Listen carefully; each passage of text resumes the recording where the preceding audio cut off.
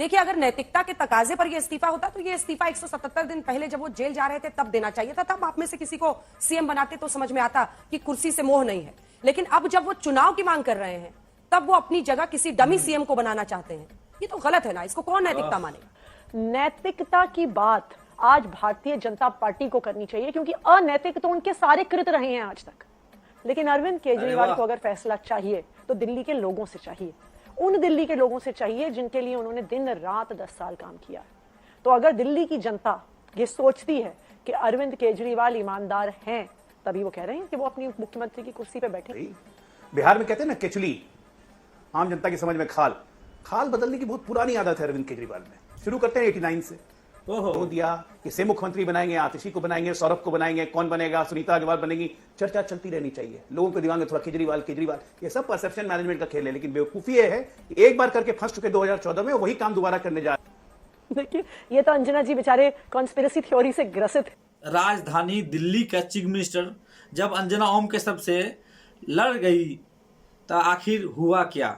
देखिए, आप अच्छे से जानते हैं इन दोनों में असलियत में समझदार कौन है, दलाल कौन है। और अरविंद केजरीवाल साहब का देश का कैपिटल चीफ मिनिस्टर पद को छोड़ देना कोई आम बात नहीं थी, बहुत बड़ा झटका था। फिर उसके रिकॉर्डिंग आतिशी जी मौजूदा मुख्यमंत्री है, उनका क्या बयान है ये सुन लेते हैं। अक्सर तौर पर ये टीवी डिबेट होते हैं ना, इन पे बड़ी मूर्खतापूर्ण बात होते रहते हैं। एक दूसरे को गाली गलौज, और गाली तो छोड़ो, आज के वक्त में मार पिटाई होते रहते हैं। किसी ने तो सबक सिखाया है आखिर। जी, कई लोग ये मान रहे हैं संभावितों के नाम में सबसे पहले आप ही का चेहरा दिखाई दे रहा है कि आप सीएम बन सकती है। लेकिन मेरा प्रश्न कुछ और है। देखिए, अगर नैतिकता के तकाजे पर यह इस्तीफा होता तो ये इस्तीफा 177 दिन पहले जब वो जेल जा रहे थे तब देना चाहिए था। तब आप में से किसी को सीएम बनाते तो समझ में आता कि कुर्सी से मोह नहीं है। लेकिन अब जब वो चुनाव की मांग कर रहे हैं तब वो अपनी जगह किसी डमी सीएम को बनाना चाहते हैं। ये तो गलत है ना, इसको कौन नैतिकता मानेगा? देखिए अंजना जी, अनैतिक तो वो है जो भारतीय जनता पार्टी कर रही है, जो एक एक करके सारी विपक्षी पार्टियों को और उनकी सरकारों को खत्म करना चाह रही है, जो ईडी और सीबीआई को अपना राजनीतिक हथियार बना के पार्टियां तोड़ रही है, उनके सिंबल छीन रही है और सरकारें गिरा रही है, जो ईडी और सीबीआई का प्रयोग करके महाराष्ट्र में सरकार बनाती है, कर्नाटका में सरकार बनाती है, मध्य प्रदेश में सरकार बनाती है, मणिपुर में सरकार बनाती है, अरुणाचल प्रदेश में सरकार बनाती है। अनैतिक ये है कि जिस प्रकार सुप्रीम कोर्ट को टिप्पणी करनी पड़ी, ये ईडी और सीबीआई एक पिंजरे में बंद तोते की तरह हैं और उनको स्वतंत्र होना पड़ेगा और उनको अबव बोर्ड होना पड़ेगा। सही कहा। नैतिकता की बात आज भारतीय जनता पार्टी को करनी चाहिए, क्योंकि अनैतिक तो उनके सारे कृत रहे हैं आज तक। सुप्रीम कोर्ट ने अरविंद केजरीवाल जी को पीएमएलए जैसे सख्त कानून में जमानत दे दी। सुप्रीम कोर्ट ने केंद्र सरकार की ईडी सीबीआई पे तमाचा मार दिया। लेकिन आज अरविंद केजरीवाल ने इसलिए इस्तीफा दिया है क्योंकि उनका अपना दर्द है। ये बड़ी अच्छी बात कही आप। एक ऐसा आदमी जो अपनी इनकम टैक्स की नौकरी छोड़ के, कमिश्नर की नौकरी छोड़ के दिल्ली की झुग्गियों में काम करता है, दिल्ली के लोगों के लिए काम करता है, जो अपने स्वास्थ्य को दांव पे लगा के सुबह से लेकर रात तक दिल्ली में फ्री बिजली दे रहा है, पानी दे रहा है, स्कूल दे रहा है, अस्पताल दे रहा है। जब ऐसे आदमी पे भ्रष्टाचार का आरोप लगता है तो उसके दिल में दर्द तो होता ही है। सही कहा। तो इसलिए सुप्रीम कोर्ट ने तो जमानत का फैसला दे दिया, सुप्रीम कोर्ट ने केंद्र सरकार की एजेंसियों पे तमाचा मार दिया। लेकिन अरविंद केजरीवाल को अगर फैसला चाहिए तो दिल्ली के लोगों से चाहिए। मजा आया। उन दिल्ली के लोगों से चाहिए जिनके लिए उन्होंने दिन रात 10 साल काम किया है। तो अगर दिल्ली की जनता ये सोचती है कि अरविंद केजरीवाल ईमानदार हैं, तभी वो कह रहे हैं कि वो अपनी मुख्यमंत्री की कुर्सी पे बैठेंगे, वरना उनमें दिल्ली के मुख्यमंत्री की कुर्सी पे बैठने की कोई इच्छा नहीं है, यही उन्होंने कहा। अजय आलोक जी, आप लोग कहते थे बेल क्यों नहीं मिलती, बेल भी मिल गई, इस्तीफा क्यों नहीं देते, अब इस्तीफा भी दे दिया, फिर कैसे गलत हो सकता है? ना गलत कहां है, ये इनको स्वाभाविक आदत है उनकी। भाई बिहार में कहते हैं ना केचुली, आम जनता की समझ में खाल बदलने की बहुत पुरानी आदत है अरविंद केजरीवाल। शुरू करते हैं 89 से। IIT से पास किया, मैकेनिकल इंजीनियर में गए टाटा में, 2 साल बाद वहां नौकरी छोड़ दी, सिविल सर्विसेज ज्वाइन किया। 95 में सिविल सर्विसेज में कमिश्नर बन गए इनकम टैक्स के। सिविल सर्विसेज में रहते हुए 96 से सामाजिक कार्य करना शुरू कर दिया, परिवर्तन लॉन्च किया जो कि एथिक्स के खिलाफ है। करते रहे परिवर्तन मनीष सिसोदिया के साथ मिलकर। वहां पे फिर खाल बदल दी, आगे सोशल एक्टिविस्ट में। 2006 में रिजाइन किया, उसी साल रमन मैगसेसे अवार्ड मिलता है। और अभी जो अरुंधति राय इनकी बहुत क्लोज हैं आम आदमी पार्टी की, उस वक्त उन्होंने इल्जाम लगाया था अरुंधति राय ने कि फोर्ड फाउंडेशन से $3,97,000 का डोनेशन मिला इनको। उस वक्त इन्होंने खारिज कर दिया। परिवर्तन से नहीं मन बढ़ा, कबीर बना लिया, फिर से खाल बदली। उसके बाद नहीं मन बढ़ा, people of India against corruption, जन लोकपाल मूवमेंट अन्ना के साथ चालू हुए।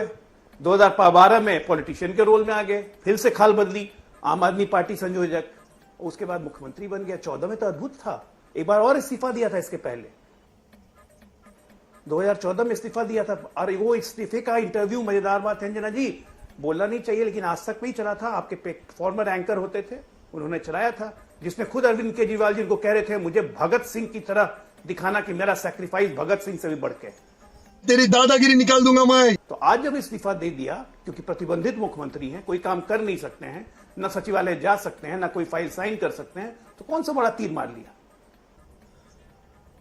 जेल से आने पे तो, बेल मिलने पे तो ऐसे जश्न मना रहे थे जैसे चाइना बॉर्डर पे जंग जीत के लौटे हुए।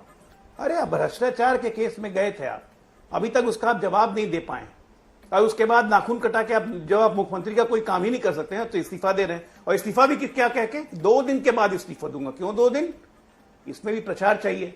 अंजना ओम कश्यप डिबेट कैसे करेंगी, बाकी चैनल्स डिबेट कैसे करेंगे, केजरीवाल ने इस्तीफा दिया, क्यों दिया, किसे मुख्यमंत्री बनाएंगे, आतिशी को बनाएंगे, सौरभ को बनाएंगे, कौन बनेगा, सुनीता अग्रवाल बनेगी, चर्चा चलती रहनी चाहिए। लोगों को दिमाग में थोड़ा केजरीवाल, ये सब परसेप्शन मैनेजमेंट का खेल है। लेकिन बेवकूफी ये है कि एक बार करके फंस चुके 2014 में, वही काम दोबारा करने जा रहे हैं। मीडिया फिक्सिंग जिसको कहते हैं, वो अब चलने वाली नहीं है कहीं से। ये नाखून कटा के शहीद बनने का काम छोड़ दीजिए। इसीलिए इस्तीफा तो देना तय है और दिल्ली की जनता की नजरों से उतर चुके हैं। इसकी हालिया मोहर अभी 2 महीना पहले लगी है लोकसभा चुनाव में, जब तो गठबंधन में लड़े थे कांग्रेस के साथ कि सातों के साथ जीतेंगे, तो मुझे वोट दे दो तो मैं जेल से मुझे नहीं जाना पड़ेगा। लोगों ने वोट नहीं दिया, जेल गए वापस। एक जून को आशुतोष जी मैं आ रही हूँ, इसके इसके बाद भी मैंडेट नहीं समझ में आता है। और एक बात और करके खत्म करूंगा। अबे जल्दी बोल। इतना शौक है चुनाव लड़वाने का, तो भारतीय जनता पार्टी की तरफ से मैं चुनौती देता हूं कि इस्तीफा न दें, पूरी सरकार का इस्तीफा दें, डिसॉल्व करें असेंबली। अब बोले लेफ्टिनेंट गवर्नर को कि जल्दी से जल्दी चुनाव करवाइए। हिम्मत है नैतिकता की अगर बात करते हैं तो अभी पता चलेगा। आतिशी जी, विधानसभा भंग क्यों नहीं किया? क्या जरूरत है, सरकार का इस्तीफा करवाइए ना। ठीक है, रुक जाइए, इसके बाद आशुतोष जी आ रही हूँ। आतिशी जी, विधानसभा भंग क्यों नहीं किया? 2 दिन बाद इस्तीफा दूंगा, ये पूछ रही है बीजेपी कि 2 दिन में ये क्या करना है? चलो भाई देखो अब मैं क्या करता। देखिए, ये तो अंजना जी बेचारे कॉन्स्पिरेसी थ्योरी से ग्रसित हैं। इसका एक सीधा सा जवाब है, आज संडे है, कल ईद मिलादुन नबी है, दोनों दिन सरकारी छुट्टी है, ट्यूसडे को सरकारी वर्किंग डे है, उस दिन अपना इस्तीफा दे देंगे। पर भारतीय जनता पार्टी वाले और अजय आलोक जी परेशान हैं, मुझे पता है। वो परेशान इसलिए हैं क्योंकि उनको समझ में आ गया है कि हो सकता है अब चुनाव जल्दी करवाने पड़े और हो सकता है क्या इनको पता ही है कि जैसे पिछली बार 2 बारी मुंह की खाई है दिल्ली में, फिर भी ऐसा ही होने वाला है। इनको अब ये भी पता है कि दिल्ली के लोग इस बात से नाराज हैं कि अरविंद केजरीवाल को परेशान करते रहे। तो पिछली बार तो शायद 8 सीटें आ गई थी, इस बार शायद वो भी ना आए। तो ये भारतीय जनता पार्टी की परेशानी है जो झलक कर आ रही है। पर कोई बात नहीं अजय आलोक जी, अगर 2025 के चुनाव में कुछ आप नहीं कर पा रहे दिल्ली में, तो 2030 के बारे में सोचिएगा।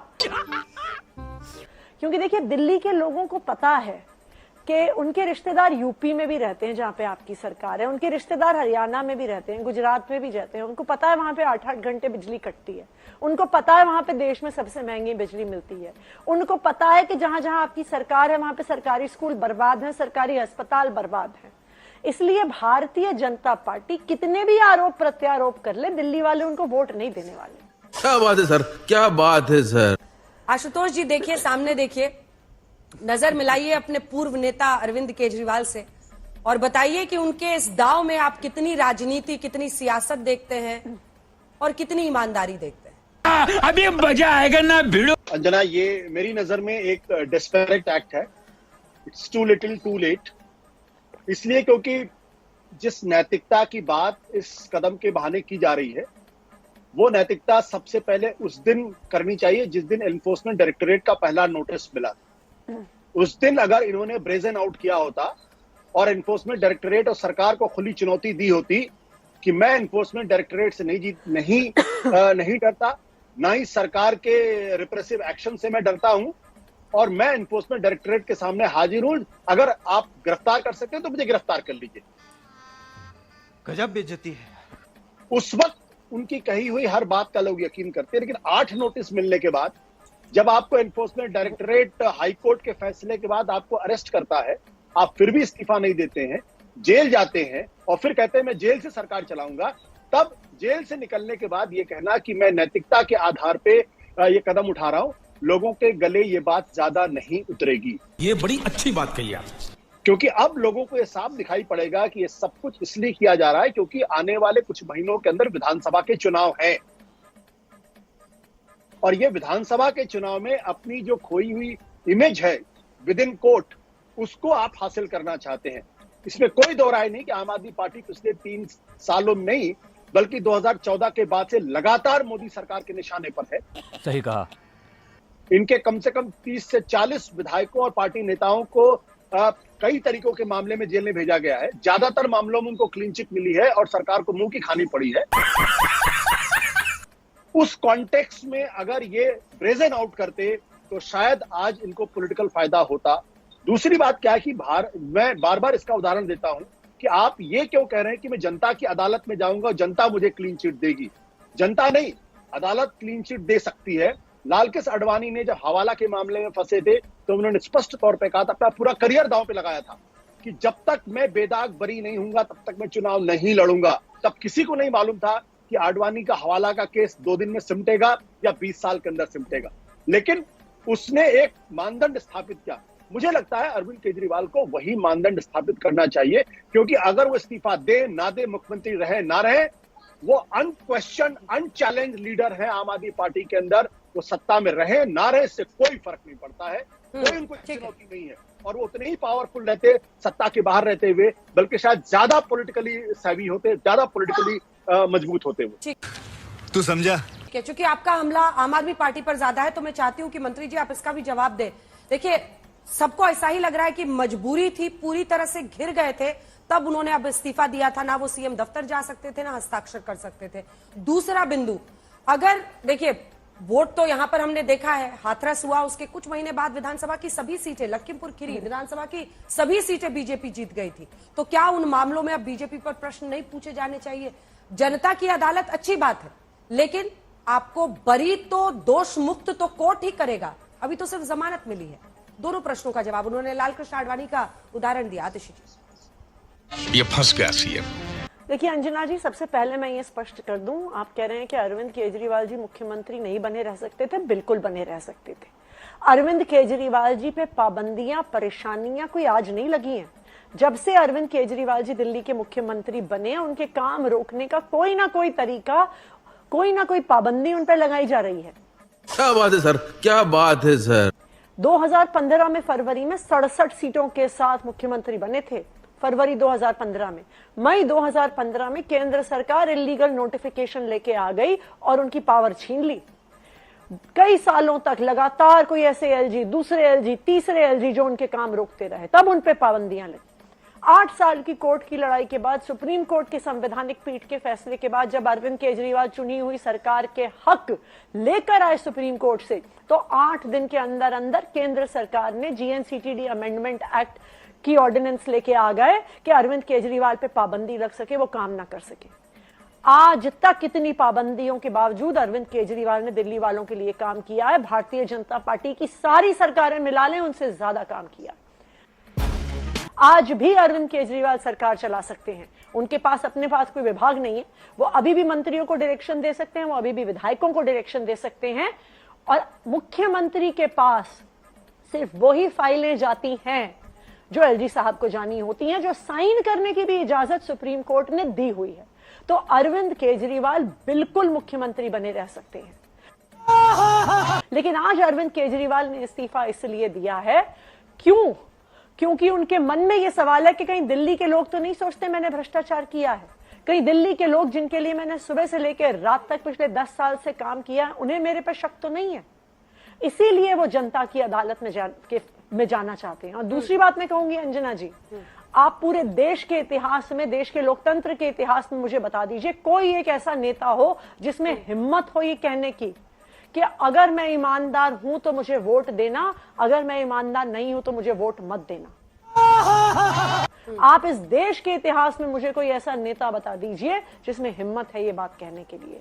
हिम्मत चाहिए ऐसा चैलेंज देने के लिए, और अरविंद केजरीवाल एक ऐसा नेता है जिसमें ये हिम्मत है, क्योंकि उन्हें पता है कि दिल्ली के लोग ये जानते हैं कि अगर ईमानदार नहीं होते तो फ्री बिजली नहीं दे पाते, अच्छे काम नहीं कर पाते, मुनाफे का बजट नहीं दे पाते, अच्छी शिक्षा नहीं दे पाते, अच्छे स्वास्थ्य की व्यवस्था नहीं दे आतिशी जी, पाते। अभी अभी तो लोकसभा चुनाव में उन्होंने यही कहा था कि जेल का जवाब वोट से दीजिए, अगर आप वोट देंगे तो मुझे जेल नहीं जाना पड़ेगा। लेकिन दिल्ली की जनता ने 7 सीट पर हरा दिया, और वो भी जब कांग्रेस से आपका गठबंधन था। तो करवा लेना भारतीय जनता पार्टी चुनाव, कर दे इलेक्शन कमीशन चुनाव की घोषणा, पता चल जाएगा कि दिल्ली की जनता क्या सोचती है। हम तो तैयार हैं, करवाए चुनाव। और कराइए अजय आलोक जी, चुनाव कराइए, जरूरत नहीं है, क्योंकि 6 महीने से कम समय है। चुनाव आयोग कभी भी चुनाव करवा सकता है। अजय आलोक जी की पार्टी की जेब में बैठा रहता है चुनाव आयोग, वो चाहे तो आज घोषणा करवा दें, महाराष्ट्र के साथ कल घोषणा करवा दें, करा दें नवंबर में चुनाव।